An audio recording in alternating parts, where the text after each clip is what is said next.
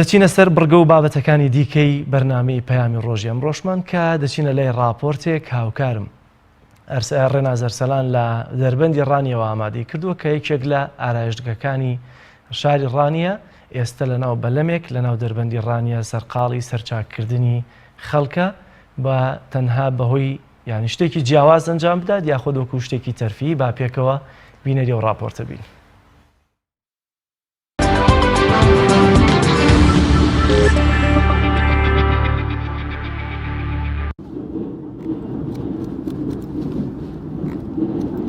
وەستا جەلال دەیەوێت جیاوازتر و کارێکی دەگمەن بکات کە ئەویش ئیشی دەلاکیە لە ناو بەلەمدا و لە ئاوی دەربەندی ڕانیەدا کە شوێنێکی گەشتیاریە. ئەو دەیەوێت بە خەڵکی نیشان بدا کە کارەکەی جیاوازە و توانای خۆی لە ئیشی دەلاکیدا لە دەرەوەی دوکانەکەیدا بەکاردەهێنێت. وەکو خۆی دەڵێت ئەمە حەز و خولیایەکی خۆیەتی و دەیەوێت ئیشی دەلاکی لە چوارچێوەی دوکانەکەیدا بهێنێتە دەرەوە و لە شوێنێکی وەکو ئاوی دەربەندی ڕانیەدا کە شوێنێکی گەشتیاریە توانای خۆی بەکار بهێنێت لە ئیشی دەلاکیدا. من ویستم کارێکی جیاواز بکەم بەڕاستی لە چوارچێوەی دوکانەکەم بێمە دەرەوە. دەربەند شوێنێک گەشتیارەوە شوێنێکی زۆر خۆشە.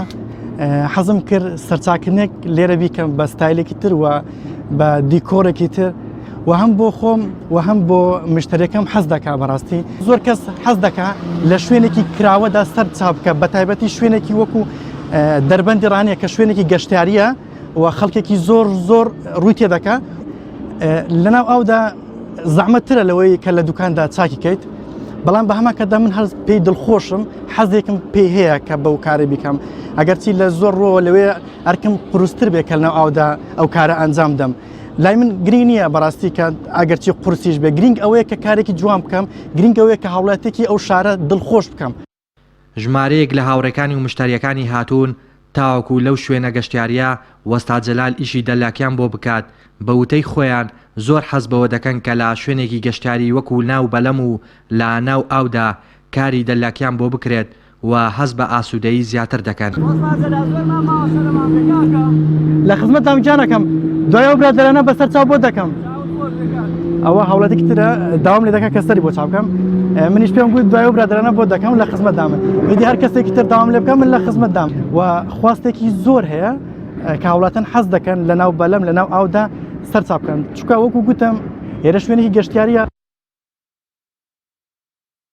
هەستێکی زۆر خۆشم هەیە لە شوێنێکی ئاوە گەشتیاری وەک حەز و خولیایەکە لێرە سەرچا دەکەم لەگەڵ وەستاکەم ئاوا بڕیارماندا بینە ئێرە سەرچاکەین. شوێنێکی خۆشە گەشتیاری و خەڵک زۆر و تێدەکا. بەڵێ زۆر جیاوازیە ئەرێوەلا چکە لێرە فراوان و خۆش لەسەر بەلەم لە ناو بەلەمی لەوێ لە سوار دیوارێک ئێرە خۆشە ڕاستی. هەستێکی خۆشم بە دروستەکە لێرە.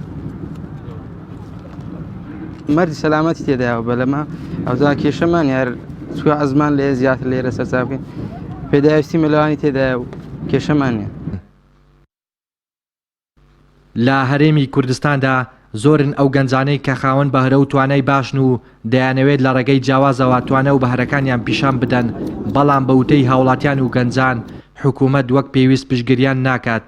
وەستا جەلال لە ڕێگەی کار و پیشەکەیەوە ویستی ئەوە پیشان بدات کە هەر کارێک حەز و خولیای لەگەڵدا بێت دەتوانێت داهێنانی تێدا بکەیت و بەرەو پێشی ببیت ئەگەر لە ناو ئاو و لە ناو بەلەمیشدا بێت.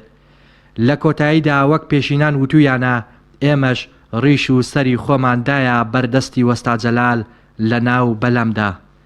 ڕێناز ئەرسەلان، دەربەندی ڕانیە، تایبەت بە پەیامی ڕۆژ.